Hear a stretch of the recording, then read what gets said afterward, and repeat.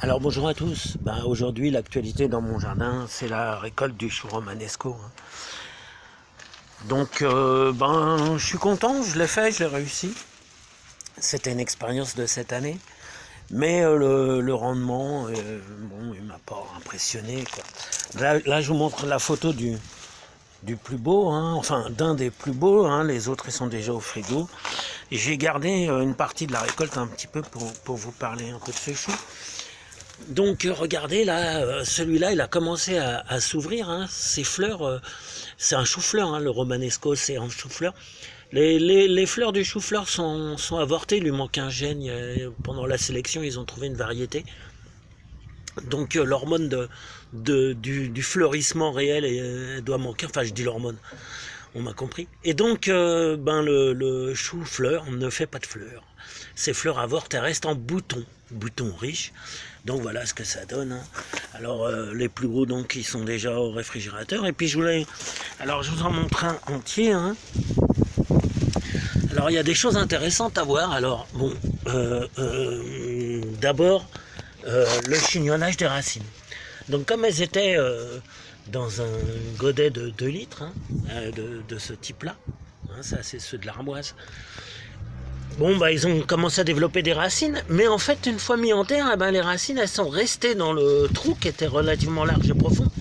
Elles sont restées dans le trou où il y avait le terreau. Elles n'ont pas cherché trop à aller autour. Donc, du coup, il est possible que ça ait manqué de nutriments. Alors, l'avantage, c'est que quand vous arrosez, ça descend très profond dans le trou et vraiment autour des racines. Mais je pense qu'il faut refaire la même chose, mais avec un trou 2 fois plus large. Et puis voilà, ça veut dire qu'il faut du terreau, ou du compost éventuellement, si on a promis de café. Donc la fleur, ou les fleurs, les voilà. Alors, je sais pas moi, il y a 500 grammes. C'est pas impressionnant, ça prend de la surface.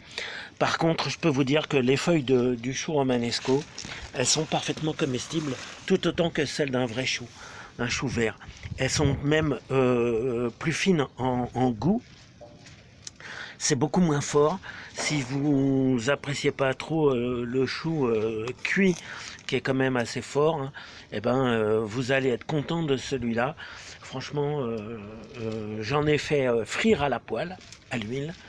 J'en ai fait empoter et tout. C'est vraiment un régal, c'est tendre, il n'y a pas de souci.